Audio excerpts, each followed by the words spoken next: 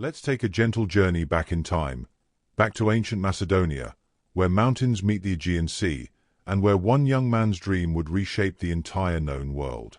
Fact 1. The land of Macedonia. Our story begins in the rugged highlands of northern Greece, in a kingdom called Macedonia.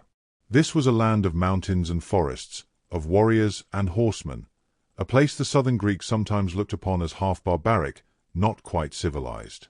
But Macedonia had its own strength, its own proud traditions, and its people were tough, resilient, shaped by their harsh and beautiful landscape. In the 4th century BCE, this kingdom on the edge of the Greek world would become its center. Fact 2. Philip II vision. In 359 BCE, a remarkable man became king of Macedonia. His name was Philip II, and he inherited a kingdom in crisis, threatened by enemies on all sides, its army defeated, its people discouraged.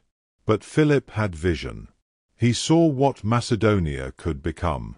Over the next 2 decades, he would transform his weakened kingdom into the most powerful military force in Greece, creating an army unlike any the world had seen, and dreaming of conquests far beyond his mountain realm. Fact 3. The Macedonian phalanx. Philip's genius showed itself in how he reformed his army. He created the Macedonian phalanx, a formation of soldiers carrying sarissas, pikes that stretched 18 feet long, nearly twice the length of a typical Greek spear. Imagine rows of men, shields locked, these enormous pikes projecting forward like a forest of iron-tipped trees. It was nearly impossible to break through, a wall of bronze and determination that moved across battlefields like an unstoppable force. This phalanx would carry Philip's son to the ends of the earth. Fact 4. Alexander's birth. On a summer night in July 356 BCE, in the Macedonian capital of Pella, a child was born who would become legend. His name was Alexander, son of Philip II and Queen Olympias. Ancient writers said that on the night of his birth, the temple of Artemis at Ephesus burned to the ground, one of the 7 wonders of the ancient world consumed by flames. Some saw it as an omen that the man who would burn down the Persian Empire had entered the world. Fact 5. A royal education. Young Alexander received an education fit for a prince destined for greatness. When he was 13, Philip hired the philosopher Aristotle to tutor his son.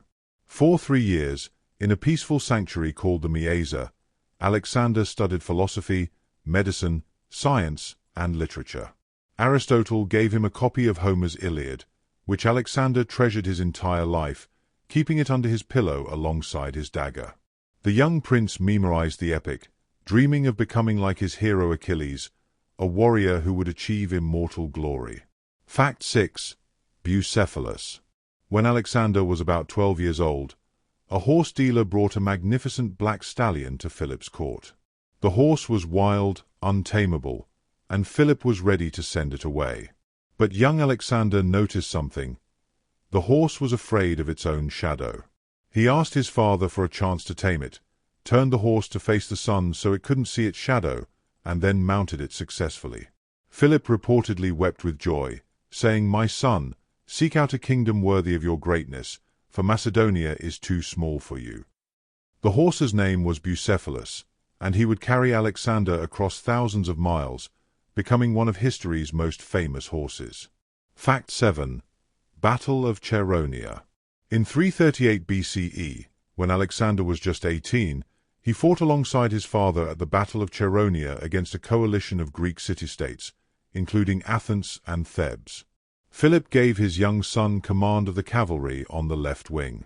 Alexander led a devastating charge that broke through the Theban lines, including their elite sacred band, 300 warriors who had never been defeated.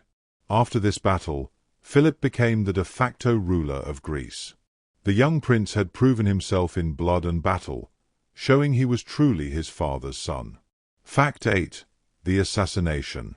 In 336 BCE, during the wedding celebrations of his daughter, King Philip II was assassinated.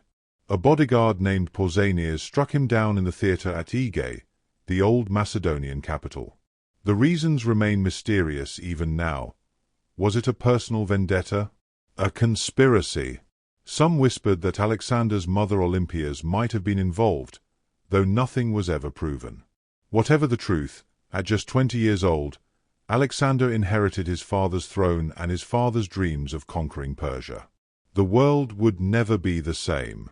And so, with images of a young prince taming a wild horse, of phalanxes marching across ancient battlefields, of teachers and students discussing philosophy in sunlit gardens, and of a crown passing to ambitious youth, we rest here, letting the story of Alexander and his Macedonians wash gently over us like warm Aegean waves. Fact 9. Securing the throne. When the young Alexander took the throne, many thought his rule would be brief. He was only 20, untested as a king, and enemies circled like wolves. Rebellions erupted across Greece. The city of Thebes, thinking the boy-king weak, rose in revolt. But Alexander moved with shocking speed and determination. He marched his army south and destroyed Thebes completely, sparing only the temples and the house of the poet Pindar, whom he admired. It was a harsh lesson, but one that secured his power. The other Greek cities fell silent, remembering what happened to those who challenged Macedonia. Fact 10. The League of Corinth.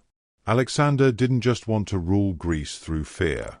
He revived his father's League of Corinth, a confederation where Greek city-states maintained some autonomy while recognizing Macedonian leadership. At a meeting of this league, Alexander declared his intention to invade Persia and avenge the Persian invasions of Greece that had occurred over a century before. The Greeks, remembering Marathon and Thermopylae, Salamis and Plataea, agreed to follow him.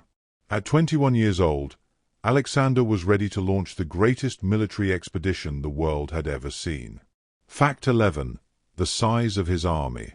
In the spring of 334 BCE, Alexander crossed the Hellespont into Asia with an army of about 40,000 infantry and 5,000 cavalry.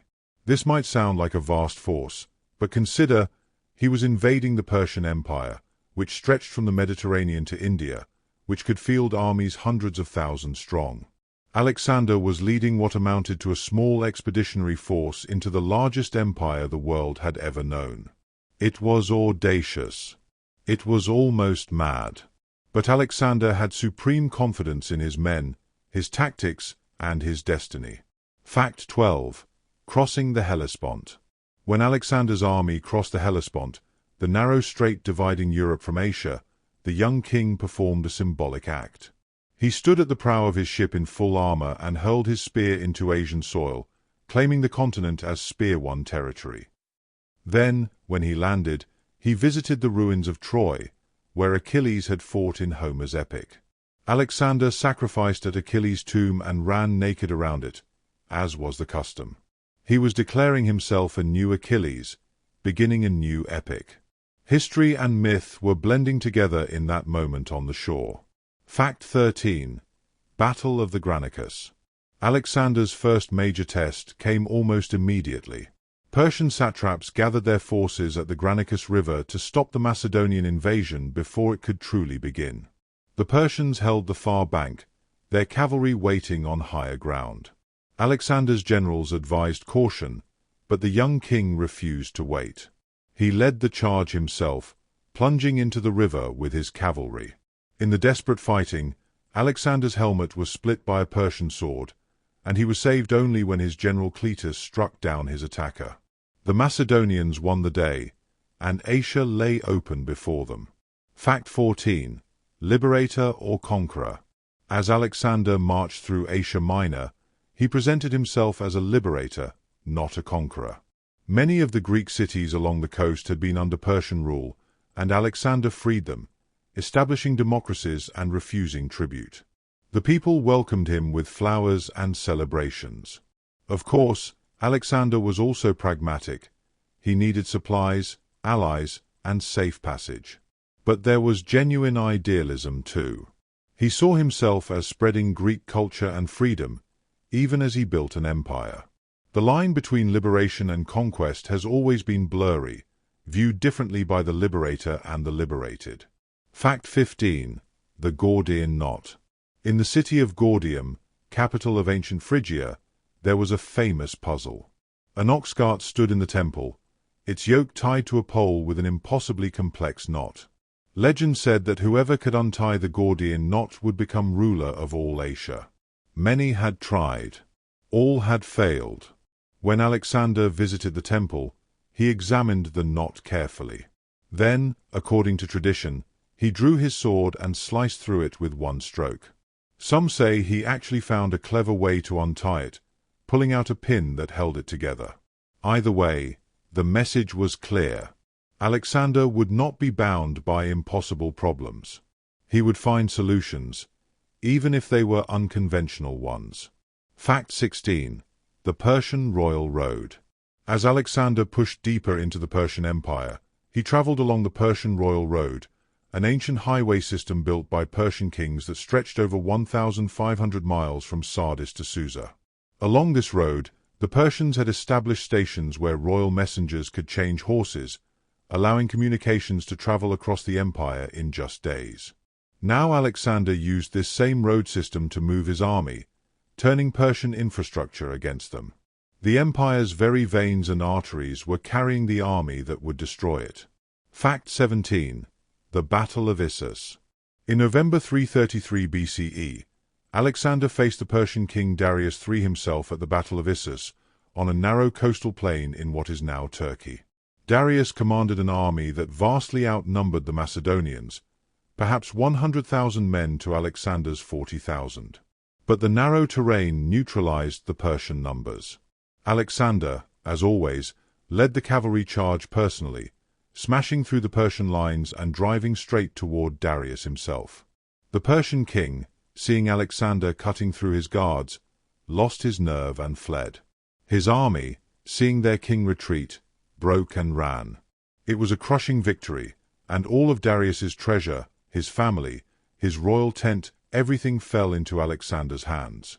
And so, with images of armies crossing ancient waters, of impossible knots solved with a single stroke, of a young king charging fearlessly toward his destiny while an older king turns and flees, we rest here, letting these stories of courage and conquest drift through our thoughts like silk banners in a warm eastern wind. Fact 18. Treatment of Darius's family. After the Battle of Issus, Alexander captured Darius's mother, wife, and children. The Persian royal family waited in terror, expecting the worst. But Alexander surprised everyone. He treated them with extraordinary respect and kindness, allowing them to keep their royal titles, their servants, their dignity. When Darius's mother prostrated herself before him, Alexander gently raised her up. He promised that no harm would come to them. This act of mercy was strategic, but it was also genuine. Alexander understood that how you treat the defeated says as much about you as how you treat the victorious. Fact 19. The Siege of Tyre. Alexander's conquest wasn't just battles in open fields. In 332 BCE, he laid siege to the island city of Tyre, an ancient Phoenician stronghold half a mile offshore. The Tyrians believed themselves safe behind their walls, surrounded by sea. But Alexander was not deterred. Over 7 months, his engineers built a causeway, a bridge of stone, and were reaching across the water from the mainland to the island. The Tyrians fought desperately, but eventually the Macedonians breached the walls. The causeway remains to this day, turned permanent by centuries of silt and sand. Tyre is no longer an island because of Alexander's determination. Fact 20. Egypt welcomes Alexander. After subduing the Levantine coast, Alexander marched south into Egypt in 332 BCE. The Egyptians had no love for their Persian overlords, and they welcomed Alexander as a liberator. The Persian satrap surrendered without a fight. Alexander visited Memphis, the ancient capital, and made sacrifices to the Egyptian gods, including Apis, the sacred bull. The Egyptian priests declared him Pharaoh, son of the gods, a living incarnation of Horus. For Alexander, who was always conscious of his image and legacy, this divine recognition must have felt like confirmation of his extraordinary destiny. Fact 21. The Oracle of Siwa.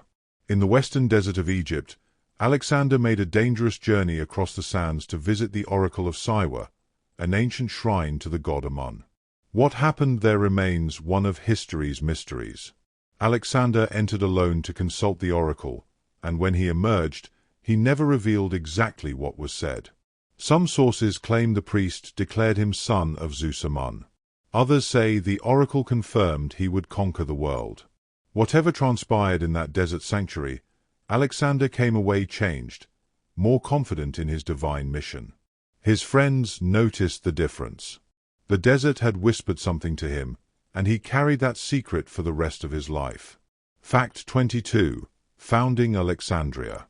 While in Egypt, Alexander founded a city that would become one of the greatest in the ancient world. On the Mediterranean coast, near a small fishing village, he traced out the boundaries of a new city, using grain since chalk wasn't available. He named it Alexandria, the first of many cities he would found bearing his name. This Alexandria would become a center of learning, home to the famous library and lighthouse, one of the Seven Wonders. Though Alexander never saw his city completed, it became his most enduring monument, a jewel of culture and knowledge that would shine for centuries. Fact 23. The Long March East. In 331 BCE, Alexander turned east again, marching back across the Levant and into the heart of Mesopotamia to face Darius one final time. His army trudged through summer heat and dust, crossing the Euphrates and Tigris rivers, moving deeper into enemy territory with every step. The men had been campaigning for 3 years now, thousands of miles from home. But Alexander's charisma, his habit of sharing his soldiers' hardships, his battlefield genius, these things kept them loyal, kept them moving forward into the unknown. Fact 24. The Battle of Gaugamela. On October 1st, 331 BCE, Alexander fought what would become known as the Battle of Gaugamela, near the ancient city of Nineveh. Darius had chosen his ground carefully, even leveling the terrain so his chariots and cavalry could maneuver freely. He assembled a massive army, perhaps 100,000 men or more, including war elephants and scythe chariots with blades on their wheels. The night before battle, Alexander's generals urged him to attack in darkness, but he refused. "I will not steal my victory," he said. When dawn came, he studied Darius's formation, found a weakness, and once again led a cavalry charge straight at the Persian king. Once again, Darius fled. The battle was decisive. The Persian Empire, which had stood for 2 centuries, effectively ended on that dusty plain. Fact 25. Babylon opens its gates. After Gaugamela, the great city of Babylon, one of the wonders of the ancient world, opened its gates to Alexander without resistance. He entered in triumph, riding along the famous processional way, passing beneath the glazed blue tiles of the Ishtar Gate, seeing the legendary Hanging Gardens. The Babylonian priests crowned him king of Babylon, king of lands. Alexander respected Babylonian customs, restored temples the Persians had neglected, and allowed the priests to maintain their traditions. He was learning to be not just a conqueror, but a ruler of many peoples. Fact 26. The Persian capitals fall. One by one, the great capitals of Persia fell to Alexander. Susa surrendered peacefully, and Alexander claimed the immense royal treasures stored there. 50,000 talents of gold and silver. Then came Persepolis, the ceremonial capital, built by Darius the Great almost 2 centuries before. Alexander took the city and its treasury, another 120,000 talents. So much wealth it took 20,000 mules and 5,000 camels to carry it away. This was the accumulated wealth of the Persian Empire, now in Macedonian hands. It would finance Alexander's campaigns for years to come. And so, with images of stone bridges rising from the sea, of golden cities opening their gates, of temples in distant deserts whispering divine secrets, and of treasuries beyond imagination falling into young hands, we rest here, letting these tales of ambition and glory wash over us like the warm waters of the Euphrates under a setting sun. Fact 27. The burning of Persepolis. One night in Persepolis, during a celebration, something happened that Alexander would perhaps regret for the rest of his life. According to ancient sources, during a drunken party, a courtesan named Thais suggested burning the palace of Xerxes, the Persian king who had burned Athens 150 years before. Alexander, drunk and swept up in the moment, agreed. He led a procession with torches through the palace complex, setting fire to the ancient cedar beams. The great palace, built by Darius and Xerxes, went up in flames. By morning, when sobriety returned, some say Alexander regretted the act. The ruins of those burned columns still stand today, blackened by fire, monuments to one night of destructive celebration. Fact 28. The hunt for Darius. Though Darius had fled from 2 battles, he remained the legitimate king of kings, and as long as he lived, the Persian nobility had someone to rally around. Alexander pursued him relentlessly across the Iranian plateau. But Alexander wasn't the only one hunting the Persian king. Some of Darius's own nobles, led by Bessus, the satrap of Bactria, decided their king's flight had dishonored them all. In the summer of 330 BCE, they murdered Darius and fled further east. When Alexander found the body, he reportedly wept. He covered Darius with his own cloak and sent the body back to Persepolis for a royal burial. Alexander had wanted to defeat Darius, not see him murdered by his own men. Fact 29. Claiming the Persian throne. With Darius dead, Alexander declared himself the rightful successor to the Persian throne. He began wearing elements of Persian royal dress, the diadem, the purple and white robes. He adopted some Persian court ceremonies. This was pragmatic. To rule the Persians, he needed to become their king, not just their conqueror. But his Macedonian veterans grumbled. They had followed him to destroy Persia, not to become Persian. The cultural tensions were beginning to show, and they would only grow worse. Fact 30. Into Central Asia. Alexander couldn't rest. Bessus had declared himself the new Persian king and fled to Bactria, in what is now Afghanistan and Uzbekistan. So Alexander pursued him, marching his army through mountain passes and across deserts, into regions where no Greek or Macedonian had ever ventured. They crossed the Hindu Kush mountains in winter, struggling through snow and thin air. They fought mountain tribes and desert raiders. They learned to fight in entirely new ways, adapting to guerrilla warfare in terrain where the phalanx was useless. Fact 31. The death of Bessus. After 2 years of pursuit through the mountains and deserts of Central Asia, Alexander finally captured Bessus in 329 BCE. The punishment was severe. According to Persian custom for traitors and regicides, Bessus was mutilated and then executed. It was a harsh, brutal end, but Alexander was making a point. He was now the legitimate Persian king, and those who murdered the previous king would face Persian justice. To the Persians watching, this confirmed Alexander's claim to the throne. To the Macedonians, it was another sign their king was becoming more Persian than Greek. Fact 32. Marriage to Roxana. In Bactria, Alexander met and fell in love with Roxana, daughter of a local Bactrian nobleman. Ancient sources describe her as one of the most beautiful women in Asia. In 327 BCE, Alexander married her in a traditional Bactrian ceremony, cutting a loaf of bread with his sword and sharing it with his bride. This marriage was political. It helped secure the loyalty of the Bactrian nobility.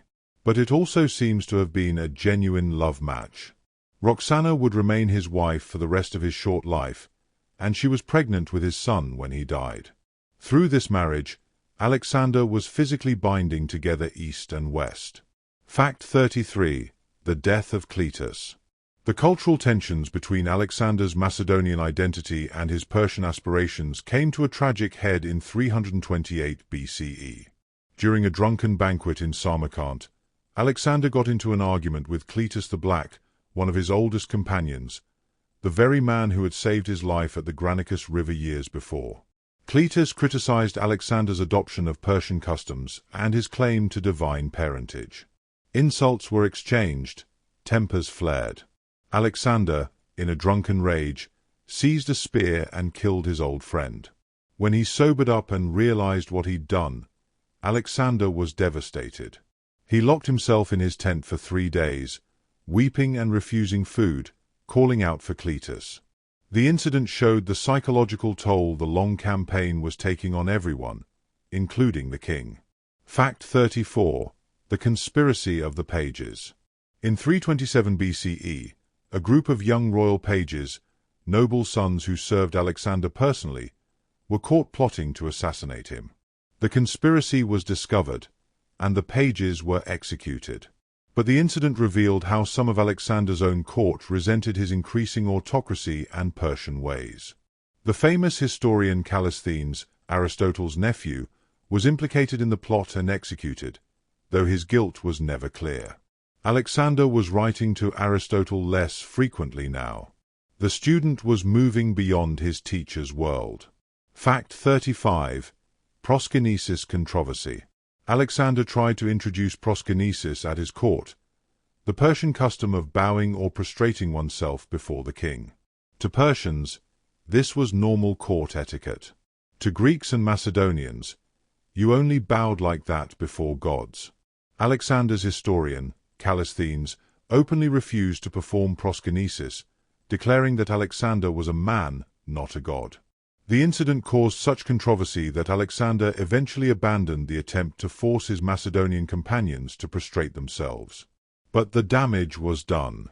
The question hung in the air: who was Alexander becoming? King, god, Persian, Greek, or something entirely new? And so, with images of palaces burning in the night, of armies crossing mountains where the air grows thin and cold, of love found in distant lands, and of old friendships ending in tragedy and blood, we rest here, letting these darker threads of the story wind through our thoughts like smoke from extinguished torches. Fact 36. The invasion of India. In 326 BCE, Alexander turned his army toward India, the edge of the known world. He had heard tales of vast kingdoms, war elephants, and riches beyond imagination. His army crossed the Khyber Pass into what is now Pakistan, entering the Indus Valley. Some Indian rulers welcomed him, seeking his alliance against their neighbors. Others prepared to resist. Alexander was now further from Macedonia than any Greek or Macedonian had ever traveled, over 3,000 miles from home, in lands that seemed almost mythical to his men. Fact 37. King Porus and his elephants. Alexander's greatest challenge in India came at the Hydaspes River, where King Porus waited with an army that included 200 war elephants. These massive creatures terrified the Macedonian horses, which had never encountered anything like them. The battle was fought during a monsoon, in pouring rain and mud. Alexander used his tactical genius, dividing his forces and attacking from multiple directions, but the fighting was fierce. Porus himself fought from atop his elephant until, wounded and exhausted, he was captured. When Alexander asked how he wished to be treated, Porus simply said, "Like a king." Alexander, respecting his courage, restored his kingdom to him and they became allies. It was one of Alexander's finest moments, victor and vanquished meeting with mutual respect. Fact 38. The mutiny at the Hyphasis. After defeating Porus, Alexander wanted to push further east, to the Ganges River and beyond, to the very edge of the world. But his army had reached their limit. They had been campaigning for 8 years, marching thousands of miles, fighting in deserts and mountains and monsoons. At the Hyphasis River, the army simply refused to go on. It was not a violent mutiny. They just said no. They were exhausted, homesick, frightened of the vast Indian armies they'd heard about further east. Alexander raged, pleaded, sulked in his tent for 3 days. But even he couldn't change their minds. For the first time in his life, Alexander was forced to turn back. He made sacrifices to the gods, erected 12 towering altars to mark his furthest point, and began the long journey home. Fact 39. The Gedrosian Desert. Alexander chose a punishing route back. Part of his army would sail down the Indus and along the coast, while he led the main force through the Gedrosian Desert in what is now southern Iran. This desert crossing became a nightmare. The heat was unbearable, water scarce, supplies failed. Men and horses died by the thousands. Of the army that entered the desert, perhaps only a quarter survived. Ancient sources say more men died in that desert than in all of Alexander's battles combined. Some historians think Alexander was trying to outdo the legendary queen Semiramis, who had supposedly crossed the same desert and failed. If so, the cost was terrible. Alexander himself survived, sharing his men's sufferings, but the desert claimed more lives than any Persian army ever had. Fact 40. Return to Babylon. By 324 BCE, Alexander was back in Babylon, the city he'd chosen as his capital. He was now 31 years old, master of an empire that stretched from Greece to India. But the empire was fraying at the edges. While he'd been away, some of his governors had abused their power, thinking he might never return.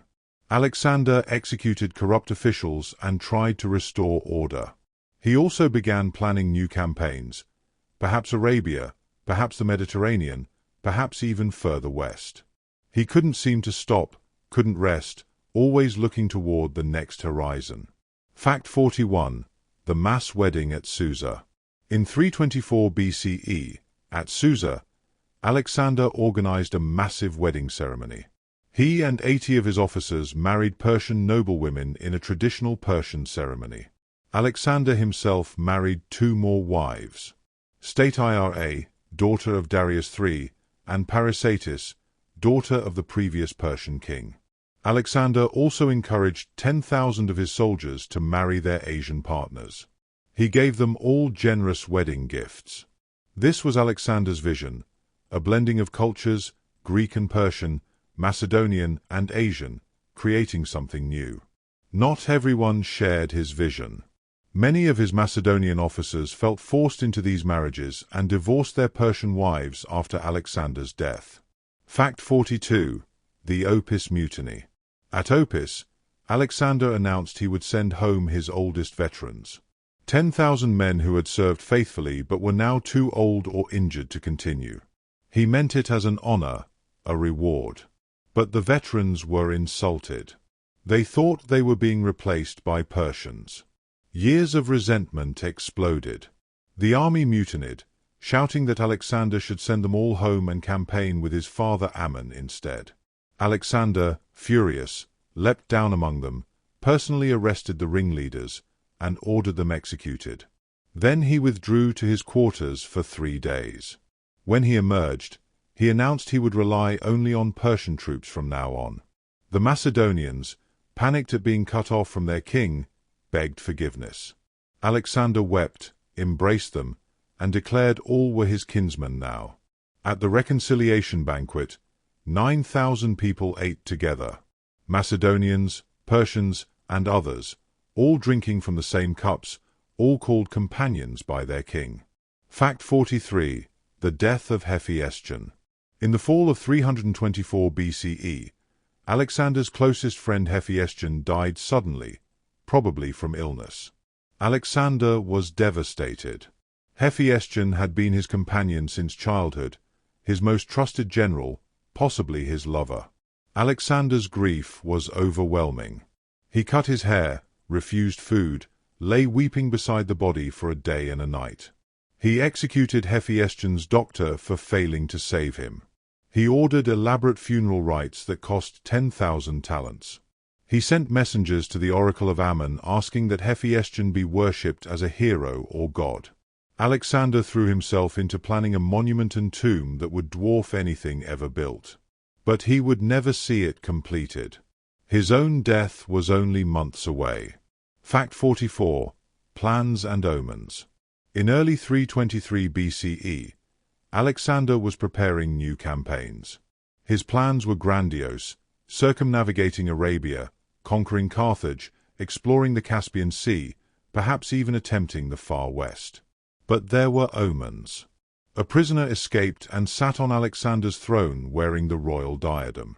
A man claiming to be the god Dionysus appeared at court. Birds of ill omen circled over Babylon. Alexander's Chaldean advisors warned him not to enter Babylon from the east. But Alexander was impatient with superstition. He dismissed the warnings. He entered Babylon and began organizing his forces for the Arabian campaign. Fate, however, had other plans. And so, with images of armies refusing to march further, of vast weddings uniting East and West, of friends mourned with overwhelming grief, and of a restless conqueror planning campaigns he would never lead, we rest here, letting these final chapters drift through our minds like autumn leaves falling on Babylonian waters. Fact 45. The Final Banquet. In early June 323 BCE, Alexander attended a banquet hosted by his friend Meges of Larissa. The evening was filled with wine and conversation, as so many evenings had been throughout the long campaign. Alexander drank heavily, as was his custom. Some ancient sources claim he drained a huge cup called the Bowl of Heracles in one go. Whether that night or the next, Alexander fell ill. At first, it seemed like nothing serious: fever, exhaustion. He continued his duties, conducting sacrifices, meeting with his officers, planning the Arabian expedition. But the fever didn't break. Day by day, he grew weaker. Fact 46. The illness. For 12 days, Alexander fought the illness. The fever burned through him. He couldn't eat. He struggled to speak. His officers took turns staying by his bedside. The Macedonian soldiers, hearing their king was dying, demanded to see him. Too weak to speak, Alexander gestured to each one as they filed past his bed, a silent farewell to the men who had followed him to the ends of the earth. Various theories have been proposed over the centuries: malaria, typhoid, poisoning. We'll never know for certain what killed Alexander the Great. Perhaps it was simply the accumulated toll of 13 years of constant campaigning, countless wounds, endless stress, and heavy drinking. Fact 47. The Last Words. As Alexander lay dying, his commanders asked the crucial question, "To whom do you leave your kingdom?" According to tradition, Alexander's response was "Kratisto," to the strongest or to the best.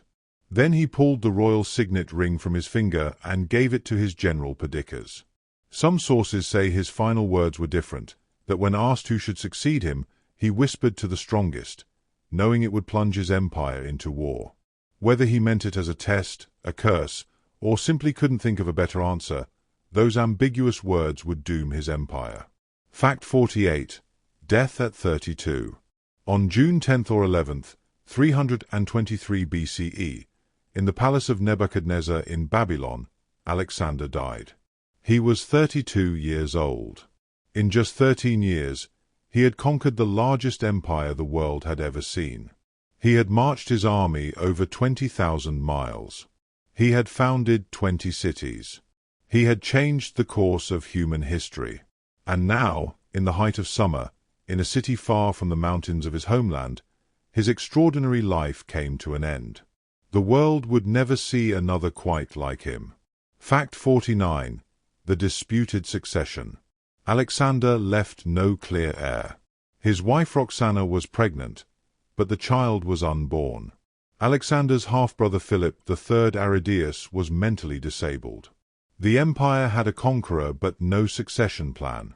Immediately, Alexander's generals began maneuvering for power. They became known as the Diadochi, the successors. They initially agreed to a compromise. They would wait for Roxana's child, and if it was a boy, he would be king with Philip Aridaeus as co-ruler, while the generals would serve as regents. It was an unstable arrangement that satisfied no one and pleased everyone to keep the peace, for a little while. Fact 50. Roxana's son. A few months after Alexander's death, Roxana gave birth to a son, named Alexander IV in honor of his father. This infant, born into a world of ambitious generals and political intrigue, was declared king alongside his uncle Philip Aridaeus. But a baby king and a disabled co-ruler were kings in name only. Real power lay with the generals. And those generals were already eyeing the vast empire, each wanting his own piece of Alexander's legacy. Fact 51. The body of Alexander. Alexander's body lay in Babylon for 2 years while his generals argued over what to do with it. Eventually, it was placed in a golden sarcophagus and taken in a magnificent funeral cart, pulled by 64 mules, toward Macedonia. But Ptolemy, one of Alexander's generals who had seized control of Egypt, intercepted the funeral procession and brought the body to Egypt instead. first to Memphis, then to Alexandria, the city Alexander had founded. There, in a crystal sarcophagus, Alexander's body would remain for centuries, visited by Julius Caesar, Augustus, and countless others who came to see the face of the man who had conquered the world. Fact 52. The Wars of the Successors begin. Within a year of Alexander's death, his generals were at war. The unity Alexander had imposed through force of personality shattered the moment he was gone. These wars would rage for over 40 years, consuming the generation of men who had fought with Alexander and their sons after them. Armies that had once stood together against Persia now fought each other across 3 continents. The dream of a unified empire was dying, torn apart by ambition, betrayal, and the simple fact that no one could replace Alexander. Fact 53. The murder of the royal family. The fate of Alexander's family was tragic. In 317 BCE, Cassander, one of the Diadochi, had Philip Aridaeus and his wife Eurydice executed. In 311 BCE, he ordered the murder of Alexander IV, who was only 12 years old, along with his mother Roxana. With their deaths, Alexander's direct bloodline ended. The boy who might have inherited his father's empire died in obscurity, murdered for being who he was. The age of Alexander was truly over. Now began the age of his successors, each claiming to carry on his legacy while destroying what he had built. And so, with images of a king dying young in a borrowed palace, of an infant declared king of the world, of a crystal tomb in a city by the sea, and of an empire fracturing like broken glass, we rest here, letting the melancholy end of glory wash over us like twilight settling on ancient Babylon. Fact 54. The Partition of Babylon. In 323 BCE, immediately after Alexander's death, his generals met in Babylon to divide responsibilities for governing the empire. This became known as the Partition of Babylon. Perdiccas received the royal seal and became regent. Ptolemy took Egypt. Antigonus received Phrygia and much of Asia Minor. Lysimachus got Thrace. Seleucus was given Babylonia. Each general took his assigned region, promising to rule in the name of the kings. But everyone knew these promises were temporary.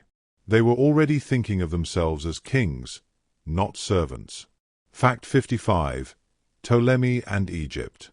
Ptolemy proved to be the wisest of the successors. He turned Egypt into his personal kingdom, founding the Ptolemaic dynasty that would rule for 3 centuries, ending only with Cleopatra. He made Alexandria his capital and transformed it into the greatest city of the Hellenistic world. The famous library of Alexandria, the lighthouse, the museum, these were Ptolemaic achievements. Ptolemy also wrote a history of Alexander's campaigns, now lost but used by later historians. He understood that controlling Egypt, wealthy, defensible, ancient, was better than fighting over the whole unstable empire. Fact 56. Seleucus and the East.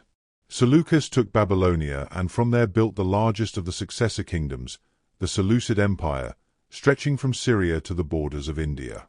He founded new cities, including Anch and Seleucia, spreading Greek culture across Asia just as Alexander had envisioned. But holding such vast territories proved difficult. The eastern provinces would gradually break away. Still, the Seleucid kingdom endured for over 2 centuries, a bridge between Greek and Asian civilizations, until finally conquered by Rome and Parthia. Fact 57. Antigonus the One-Eyed. Antigonus Monophthalmus, the One-Eyed, was the most ambitious of the successors. He had lost an eye in battle years before, but his vision for the future was clear.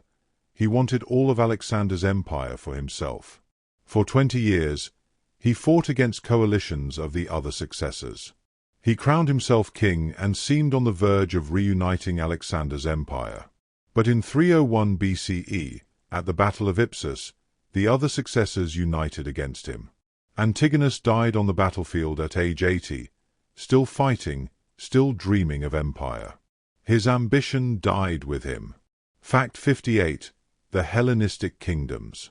By 280 BCE, the wars of the successors had settled into a new order.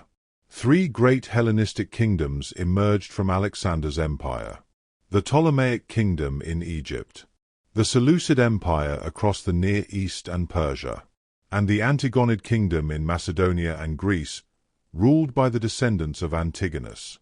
These kingdoms would dominate the Mediterranean and Near East for the next 2 centuries, until Rome gradually absorbed them all.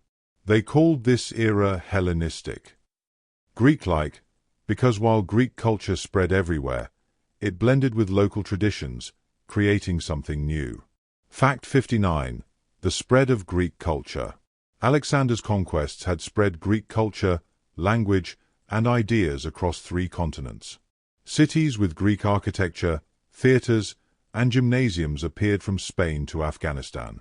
Greek became the common language of trade, diplomacy, and learning throughout the Mediterranean and Near East.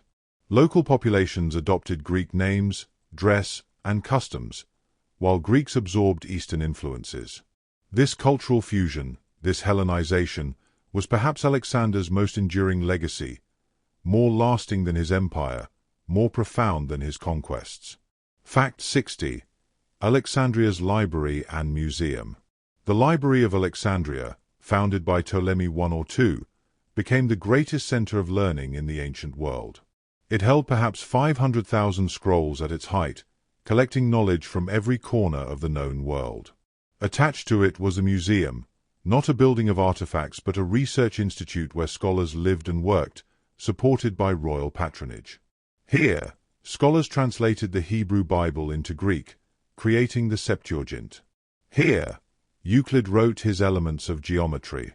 Eratosthenes calculated the Earth's circumference. Aristarchus proposed that the Earth orbits the Sun. The flame of learning that Aristotle had lit in young Alexander now illuminated the world. Fact 61. The Rosetta Stone. In 196 BCE, over a century after Alexander's death, the Ptolemaic priests issued a decree honoring King Ptolemy V. They inscribed it on stone in 3 scripts: ancient Egyptian hieroglyphs, Egyptian Demotic script, and Greek. This stone, found centuries later and called the Rosetta Stone, became the key to deciphering hieroglyphs, unlocking ancient Egyptian civilization. It was a perfect symbol of the Hellenistic world. Greek rulers governing ancient Egypt, honoring Egyptian traditions while spreading Greek culture, recording their deeds in both languages, building bridges between civilizations. Fact 62. Greek Buddhism. In the far eastern reaches of Alexander's former empire, in Bactria and India, something remarkable occurred. Greek rulers and settlers encountered Buddhism, and the 2 cultures influenced each other profoundly. The earliest images of Buddha in human form appear in this region, showing clear Greek artistic influence. Buddha depicted like a Greek god, wearing toga-like robes. Greek kings like Menander converted to Buddhism. Buddhist texts were translated into Greek. This Greco-Buddhist culture produced unique art, philosophy, and religious synthesis that influenced both civilizations. Alexander's march to India had created a meeting point between East and West that would echo through centuries. Fact 63. The Lighthouse of Alexandria. On the island of Pharos, guarding Alexandria's harbor, the Ptolemies built a lighthouse that became one of the 7 wonders of the ancient world. Standing over 300 feet tall, it guided ships safely to port for over 1,000 years. A mirror at its top reflected sunlight by day, while fires blazed by night. The lighthouse became such a famous symbol that many languages derived their word for lighthouse from Pharos. Like Alexandria itself, the lighthouse stood as a beacon of the Hellenistic world. Greek engineering lighting the way for travelers from all nations, a monument to connection and guidance in an interconnected world. And so, with images of great libraries holding the world's knowledge, of lighthouse flames reflecting across dark waters, of Greek sculptures of Buddha in distant mountain kingdoms, and of new dynasties rising from the ashes of empire, we rest here, letting the legacy of Alexander spread through our thoughts like dawn light touching 3 continents. Fact 64. The Macedonian Phalanx Evolution. The phalanx that Alexander's father Philip had perfected continued to evolve after Alexander's death. The successor kingdoms refined it further, with even longer pikes and more elaborate formations. For a century, It remained the dominant military formation in the Mediterranean world. But it had weaknesses. It was inflexible, vulnerable on rough terrain, and needed flat ground to be effective. Eventually, Rome's more adaptable legions would prove superior. At the Battle of Pydna in 168 BCE, the Roman legion finally defeated the Macedonian phalanx decisively, ending an era of military dominance that had begun with Philip over 2 centuries before. Fact 65. Alexander in legend. Within decades of his death, Alexander had already passed from history into legend. Stories spread across the world that he had reached the edge of the earth and spoken with gods, that he had descended to the ocean floor in a glass barrel, that he had flown to heaven in a chariot pulled by griffins. The Alexander Romance, a collection of fantastical tales, was translated into dozens of languages and spread from Iceland to Indonesia. To medieval Christians, he was a righteous king. To Muslims, he was Dhul-Qarnayn, the two-horned one, mentioned in the Quran. To countless cultures, Alexander became whoever they needed him to be: hero, saint, philosopher king, cautionary tale. Fact 66. Cities named Alexandria. Alexander founded at least 20 cities during his campaigns, most named Alexandria after himself. These cities became centers of Greek culture in foreign lands. Alexandria in Egypt became the greatest, but there was Alexandria Eschate. Alexandria the farthest, in Tajikistan, Alexandria Arakosia in Afghanistan, Alexandria Bucephalus in Pakistan, named after his beloved horse. Many of these cities survive today under different names.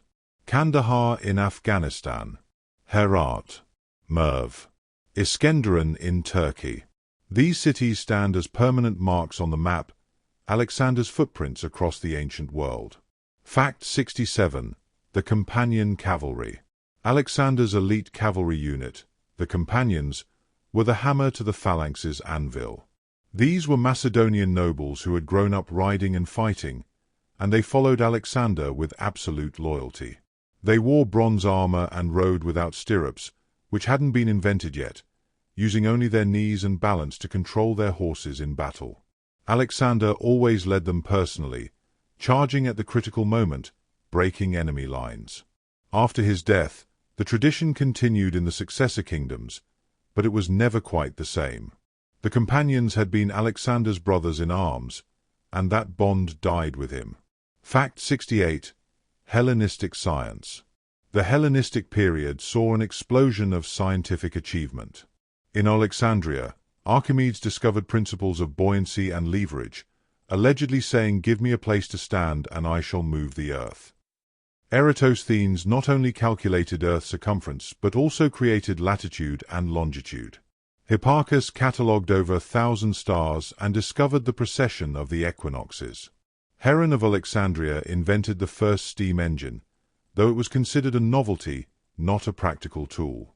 These scientists built on foundations laid by Aristotle and earlier Greek thinkers, but the cosmopolitan, interconnected world Alexander created gave them resources, libraries, and cross-cultural knowledge exchange that pushed human understanding forward by leaps.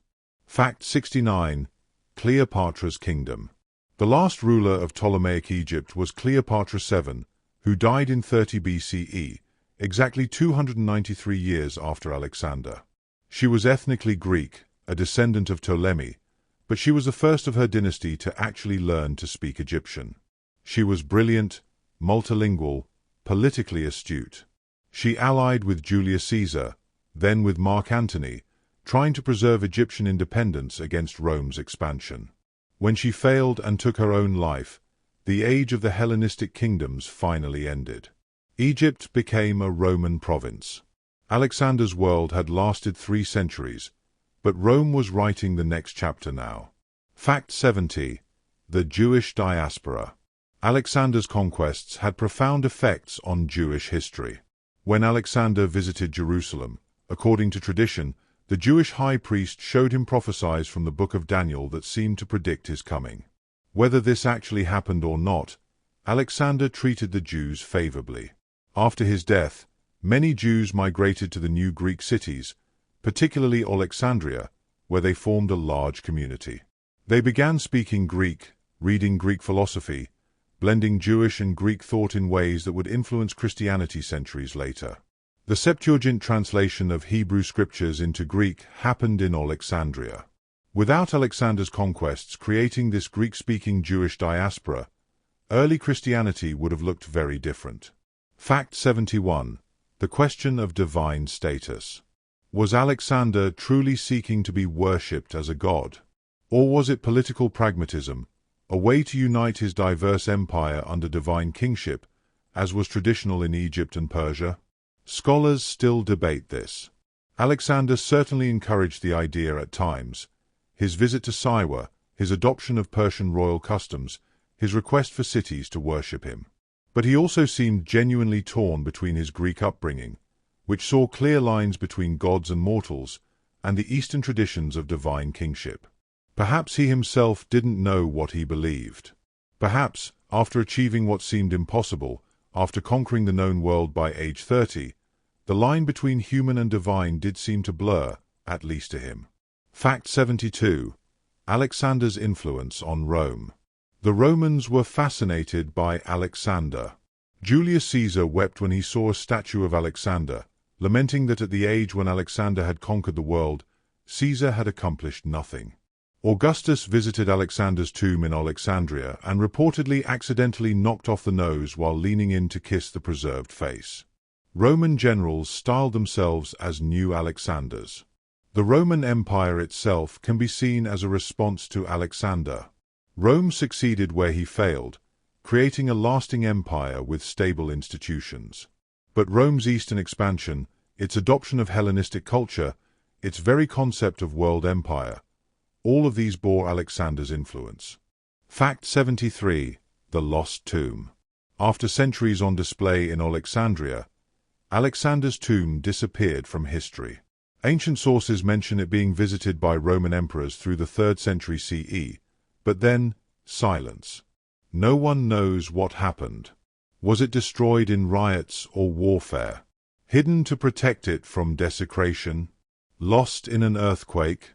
To this day, archaeologists search for Alexander's tomb. Somewhere in Egypt, or perhaps moved elsewhere, the physical remains of the man who conquered the world might still rest, waiting to be found. It's one of archaeology's greatest mysteries, the missing grave of history's most famous conqueror. And so, with images of lost tombs beneath ancient sands, of scientists measuring the earth while standing in marble halls, of the last queen of Egypt facing her final dawn, and of legends spreading across the world like seeds on the wind, we rest here, letting the echoes of Alexander's age wash over us like waves that still reach distant shores. Fact 74. The Companion's Fate. The men who rode with Alexander, his companions, met varied fates. Ptolemy became a king and dynasty founder, dying peacefully in his bed. Seleucus built an empire but was assassinated at age 75. Perdiccas was murdered by his own officers. Craterus died in battle against Eumenes. Lysimachus was killed at 74, still fighting. Cassander died of illness after murdering Alexander's family. Of all Alexander's close companions, perhaps only Ptolemy could be said to have found peace. The others were consumed by the wars they unleashed, victims of the very ambition Alexander had inspired in them. Fact 75. The Seleucid War Elephants. Seleucus, ruling the eastern territories, made a treaty with the Indian Emperor Chandragupta Maurya, trading territory for 500 war elephants. These elephants became a signature of Seleucid military power, used in battles for generations. Imagine these massive creatures, trained for war, their presence on the battlefield psychological warfare as much as physical force. The Romans, when they first encountered war elephants, called them Lucanian cows, never having seen such beasts. The elephants were a living connection to Alexander's Indian campaign, a reminder of how far east his empire had reached. Fact 76. Hellenistic Art and Sculpture.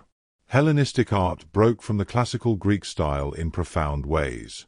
Where classical sculpture showed idealized, serene figures, Hellenistic artists depicted emotion, movement, drama, even suffering. The Laocoon sculpture shows a father and sons being crushed by serpents, faces contorted in agony. The Nike of Samothrace captures a winged victory in mid-flight, clothing whipped by wind. The dying Gaul shows a wounded warrior in his final moments. This was art influenced by Alexander's world, more diverse, more emotional, more willing to show the full range of human experience. The cosmopolitan world he created wanted art that reflected its complexity. Fact 77. The spread of Greek philosophy. After Alexander, Greek philosophy spread throughout his former empire. Stoicism, founded shortly after his death, taught that virtue and reason should guide life, that we should accept what we cannot control. Epicureanism taught that pleasure and friendship were the goals of life, but defined pleasure as absence of pain and fear. Skepticism questioned whether we could truly know anything. These philosophies spread across the Hellenistic world, offering guidance for living in an age of uncertainty, when old traditions had mixed, when kingdoms rose and fell, when the world seemed larger and more complex than ever before. People needed philosophical anchors in Alexander's cosmopolitan world. Fact 78. Hellenistic medicine. In Alexandria, medicine advanced dramatically. Herophilus conducted the first systematic dissections of human bodies, discovering the nervous system and distinguishing arteries from veins. Erasistratus traced nerves and blood vessels, almost discovering circulation centuries before it was proven. The Ptolemies allowed these doctors to dissect human bodies, something forbidden in most of the Greek world. Some ancient sources even claim they allowed vivisection of condemned criminals, though this is disputed. Whatever the ethics, Hellenistic medicine made leaps in anatomical knowledge that wouldn't be matched for centuries after Rome's rise. Fact 79. The Silk Road connections. Alexander's campaigns opened routes between East and West that became the Silk Road. While Alexander himself never traded with China, his conquests created the stable kingdoms and known routes that made later trade possible.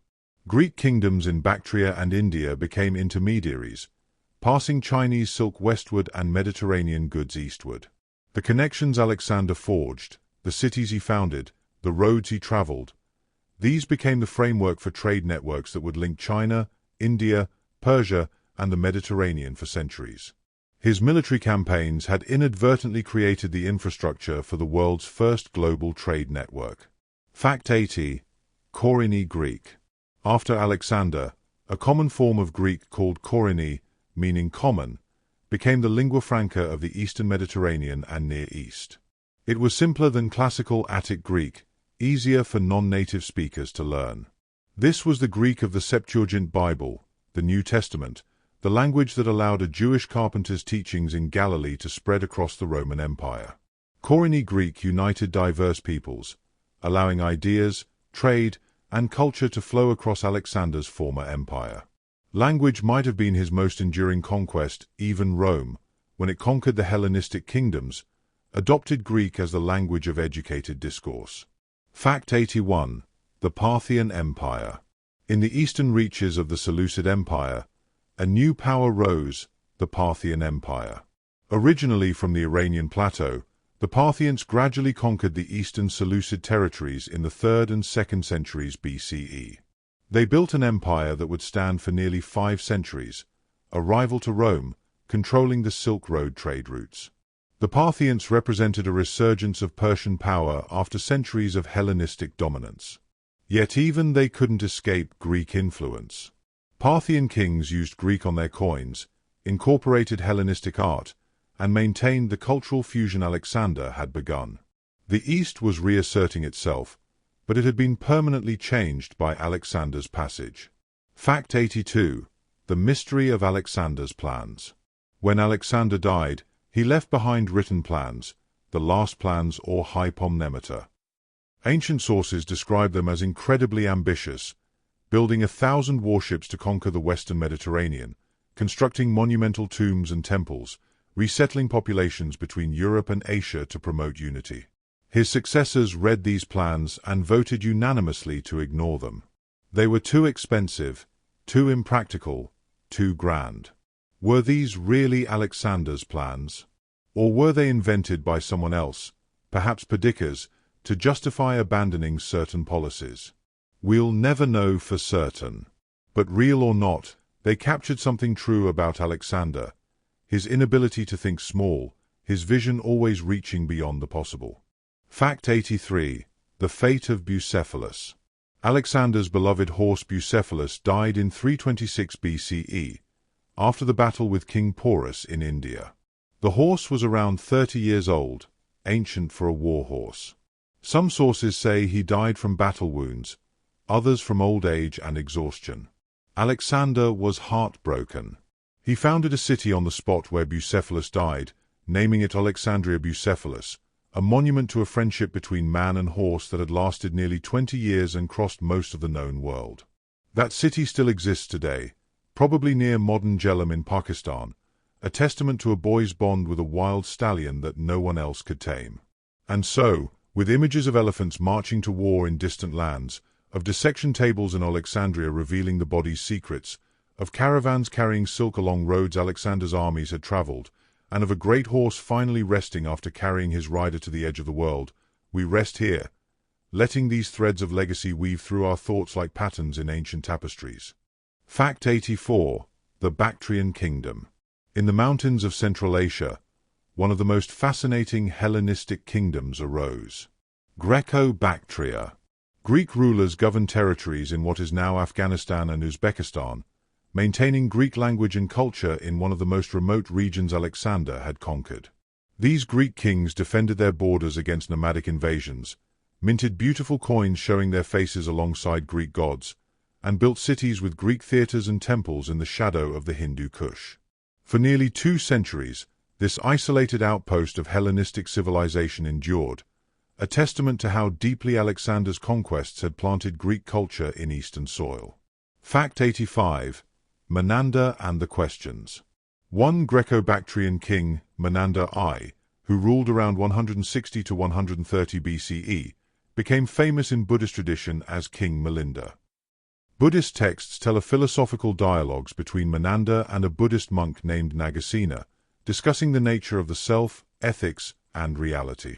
These dialogues, preserved in a text called the Milinda Panha or Questions of Milinda, show the remarkable cultural synthesis happening in Alexander's far eastern territories. A Greek king, heir to Aristotelian philosophy, debating Buddhist monks about the nature of consciousness and existence. This was the world Alexander's conquests had made possible. Fact 86. The Maccabean Revolt. Not everyone welcomed Hellenization. In Judea, Seleucid attempts to impose Greek culture and religion sparked the Maccabean Revolt in 167 BCE. The Jewish population, led by Judas Maccabeus and his brothers, fought for religious freedom and independence. They succeeded in establishing the Hasmonean dynasty, which ruled an independent Jewish state for about a century. This revolt and the festival of Hanukkah that commemorates it represent resistance to the cultural imperialism of Alexander's legacy. The Hellenistic world wasn't just a story of cultural fusion. It was also a story of people fighting to preserve their own traditions against Greek dominance. Fact 87. The Gymnasiums. Throughout Alexander's former empire, gymnasiums became centers of Hellenistic culture. These weren't just places to exercise. They were schools, social clubs, and cultural institutions where young men learned Greek language, literature, philosophy, and athletics. To become a citizen in a Hellenistic city often required gymnasium membership. In Jerusalem, the construction of a gymnasium before the Maccabean Revolt was seen as a symbol of threatening Hellenization. These institutions spread Greek culture more effectively than any military conquest, creating a shared cultural identity across diverse peoples, for better or worse, depending on your perspective. Fact 88. Hellenistic Poetry. Hellenistic poets moved away from the grand epic style of Homer toward more personal, emotional, and polished works. Callimachus wrote that a big book is a big evil, preferring short, carefully crafted poems. Theocritus invented pastoral poetry, writing about shepherds and simple rural life, perhaps a response to the urbanization of the Hellenistic world. Apollonius wrote a new epic, the Argonautica, about Jason and the Golden Fleece, but in a more psychological, character-driven style. These poets reflected their cosmopolitan age, sophisticated, self-aware, conscious of literary tradition but seeking new forms of expression. Fact 89. The Antikythera mechanism. Around 100 BCE, someone in the Hellenistic world created the Antikythera mechanism, discovered in a shipwreck off a Greek island in 1901.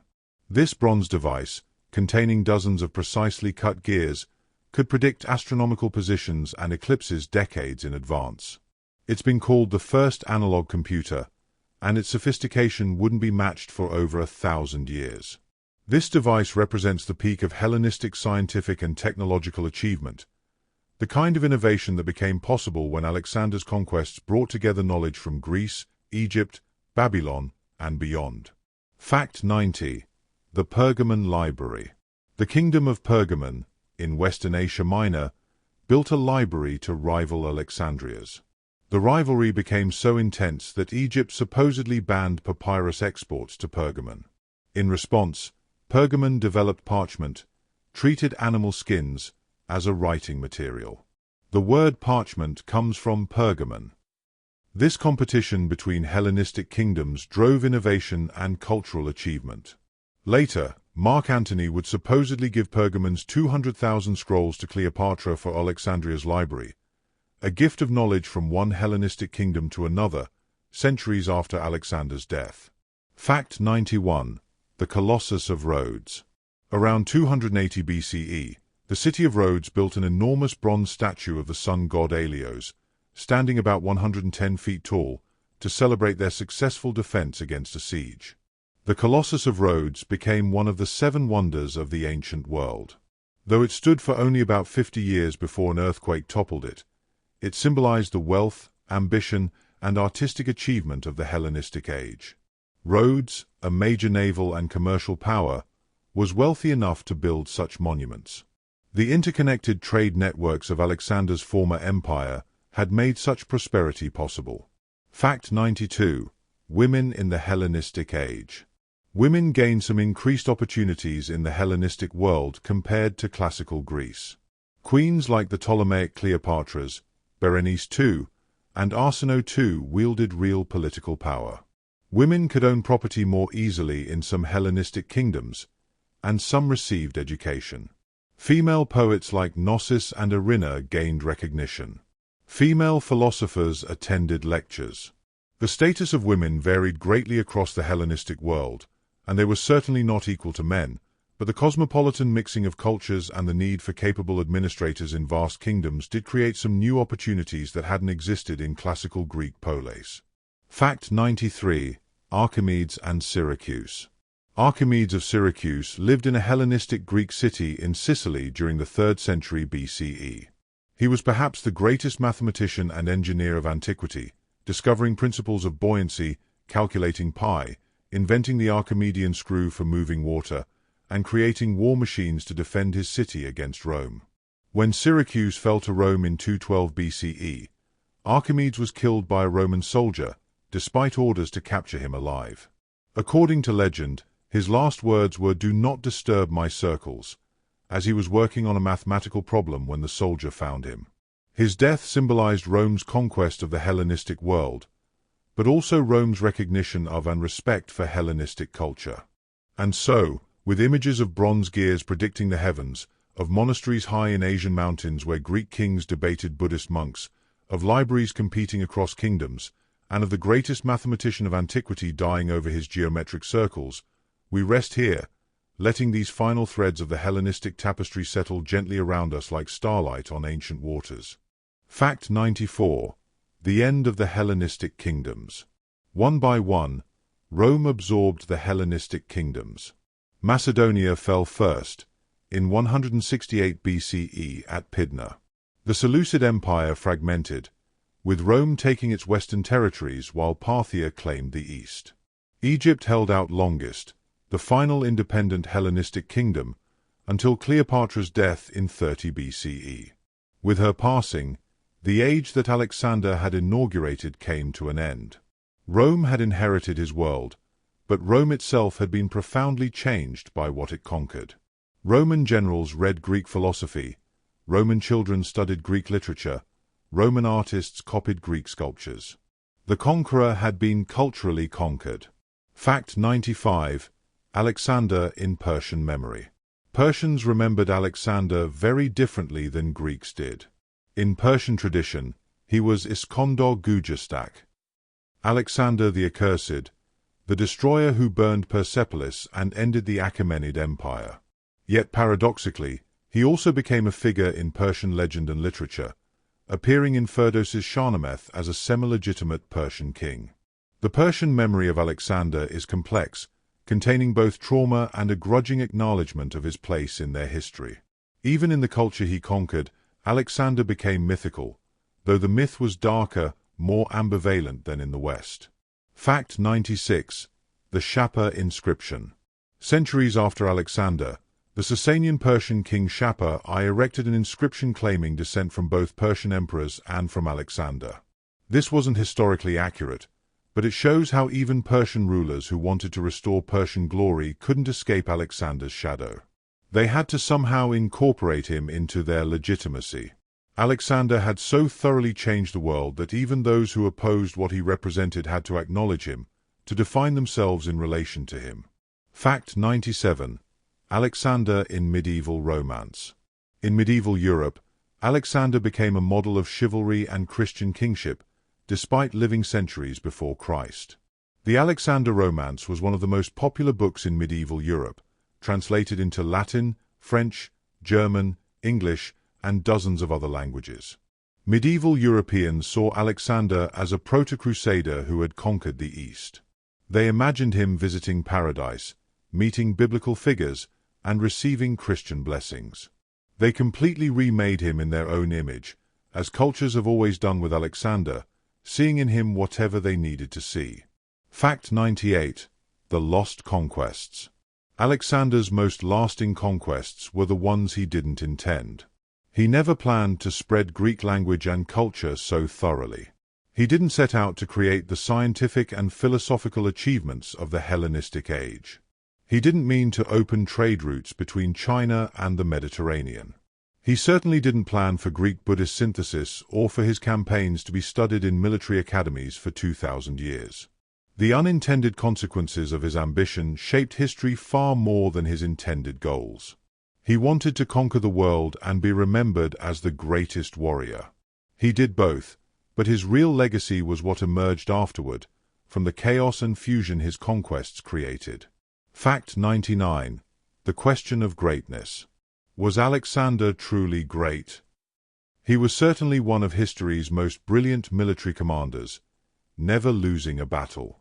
He was brave, leading from the front, sharing his soldiers' hardships. He had vision, dreaming of uniting diverse peoples.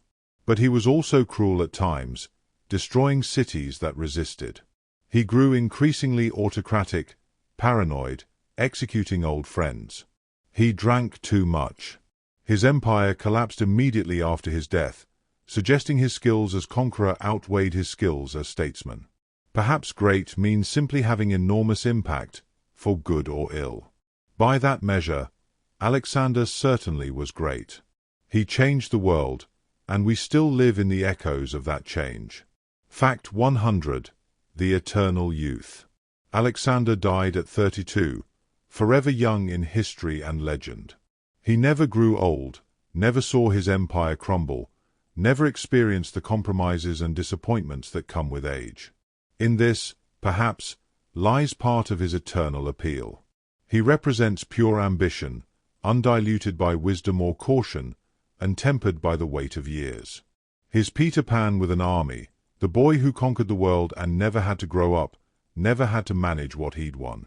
His story is fundamentally a young person's story, of limitless confidence, impossible dreams, and the tragic beauty of burning bright and burning out. 3,000 years from now, if humans still tell stories, they'll probably still tell stories about Alexander, the boy king who reached for the stars and, for one impossible moment, seemed to touch them. And so our journey through Alexander's world comes to rest, like a ship finally reaching harbor after crossing unknown seas. We've walked with him from the mountains of Macedonia to the deserts of Persia, from the pyramids of Egypt to the rivers of India. We've seen empires rise and fall, cultures blend and clash, ambitions soar and crash. We've witnessed what one human life, however extraordinary, can and cannot do, the glory and the cost, the triumph and the tragedy. As you drift towards sleep, let these images settle gently in your mind.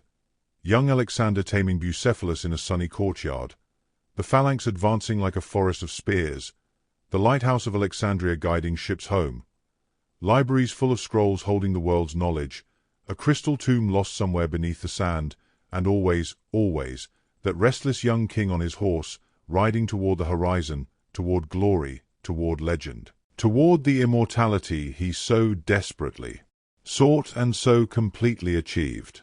Sleep well, dreaming of ancient conquests and timeless legacies, of the boy who became a legend, of Alexander, of Macedonia, of the world he changed forever.